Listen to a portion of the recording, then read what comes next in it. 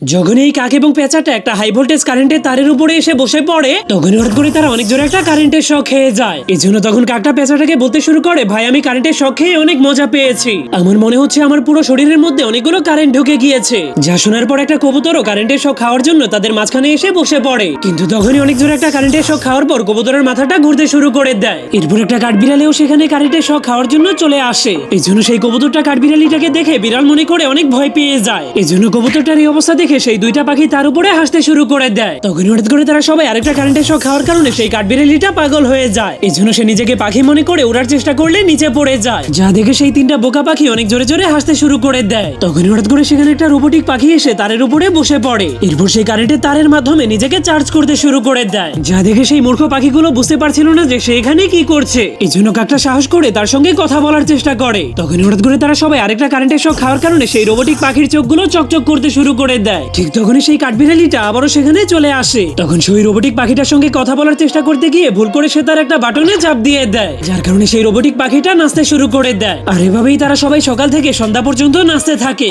যাওয়ার আগে আপনি কি কখনো কারেন্টের শক খেয়েছেন কিনা তা কমেন্ট করতে ভুলবেন না।